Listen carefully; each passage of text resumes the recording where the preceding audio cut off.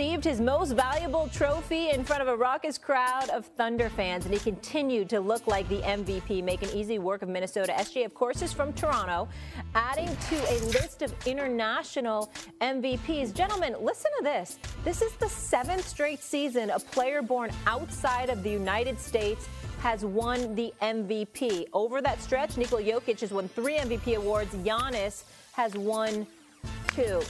Jay, well, I find this subject very interesting. To you, does this say more about American-born players or the international players? So I never asked for a single shot, but I'm going to ask for one right now because I feel like on this set, I'm the young Thundercat, okay? So I take that with a grain of salt before I say what I say. The run of international players just doesn't speak about how great international talent is. I think it speaks more about how comfortable and complacent American players have become. Think about that for a second. Think about AAU basketball. Think about all the things that we prioritize. Highlights, mixtapes, IG reels. We much rather show people all the trick shots than actually put the time in the gym. Now, I'm not saying that speaks for every American player, but as a whole, that's where the American society is at. I had a chance to be a producer on Giannis's marvelous journey. When you get a chance to see how some international players live, how damn hungry they are, how fundamentally sound they are. And also, European basketball, players here talk about like, oh, you have to go to European. You ever know how damn physical European basketball is? You hear some of these veterans, Isaiah Thomas, some of the greatest players to play our game, applaud the NBA for allowing the level of physicality to come back into basketball, which we've seen in the playoffs. Go over and watch European basketball. Go over and watch some of the traditionally historic teams play. You get a bow when you come down the lane. You get hit in the face. You get knocked down. Ain't no other teammate coming to help you. You get your own ass up.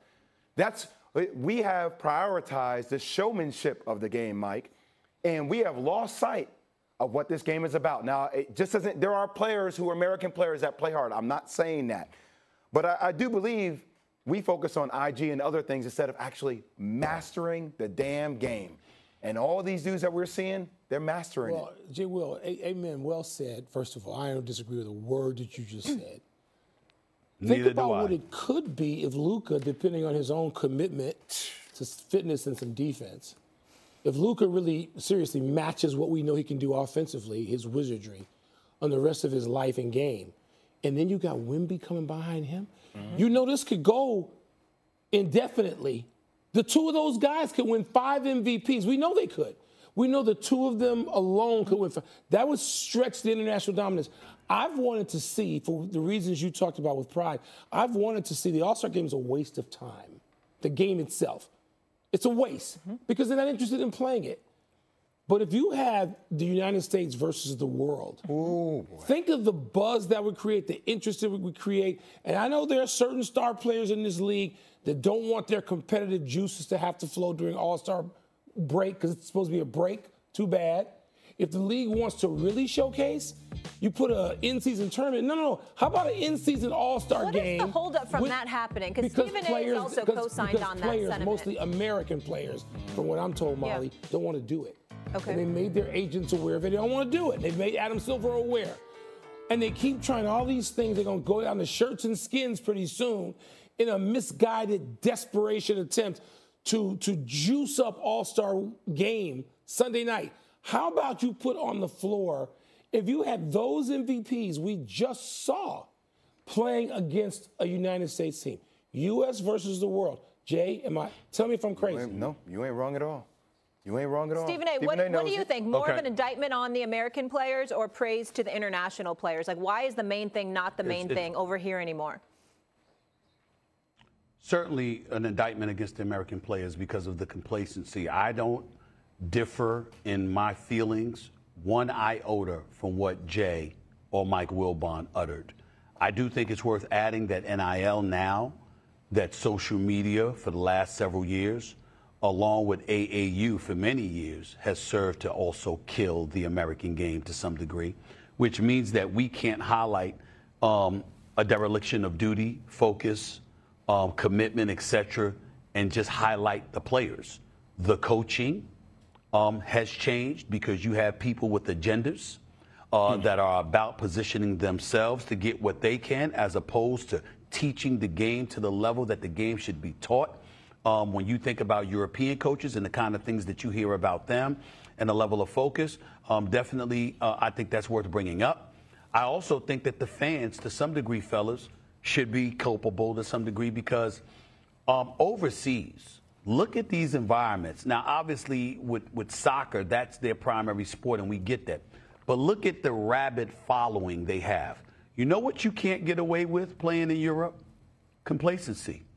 No, these people may harm you. You cannot do that over in many places. They will harm you. You understand what I'm saying? Like, I mean, they're expanding to it. Africa. Yeah. Buying international leagues, right? Where there could be international franchises because the game is expanding internationally. I'm going to say one other thing that I think you guys will both understand because you guys are cut from this cloth. You know, I think the level of sensitivity has gotten out of control. It's got it. Oh, he said something bad to me. I can't play for him. He says, yo. You see coaching as criticism, like opposed to coaching. When a coach yells at you, and I know that there's certain things coaches can't say anymore, but please keep coaching these young kids hard. Let them face some damn adversity. Give them some accountability. And just because a coach is yelling at you, that actually means that he cares. If he doesn't yell at you, then you actually have a problem. Hold on, Jay. You're right, but tell the real reason why. It's not because they can't it's not just because they can't take criticism that their skin is clearly thin, all right? But it's why. They believe and attach everything to money. The slightest thing you question about them is compromising their brand. This is how they roll in this day and age. And so because they look at everything as in regards to monetization, they believe you playing with their dollars.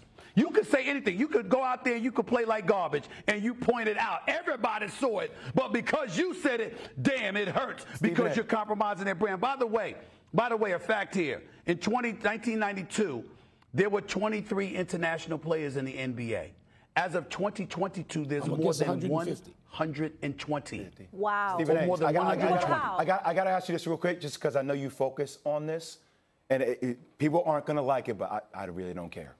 So how much of this do you think is cancel culture and the political aspects of where we were compared to where we're going? Can we get back to a little bit more, this is what it takes, or be a little bit more in-your-face direct instead of I'm worried about how because I hear a lot of coaches talk about they don't feel like they can coach young kids anymore because anything that they say could get used against them or get twisted if caught the wrong way. Let me ask a question to that very point. Isn't this going back to we have to lose? If an international team, and then the U.S. team ain't going to roll over in real competition, but if we were to lose, if the United States players were to lose to a team of internationals, All-Star Weekend, does that then begin, the reaction would be such that you get back to the culture and atmosphere you're talking about? I don't know. Wouldn't that be the trigger? I think it would be, issue? But I think it's a bigger societal issue. But it is a bunch of alpha males, to your point, where it is, and that's why a lot of them don't want to play that game, don't want to have it. Yeah. Adam talks about it. You can tell he wants it. You ought to want it.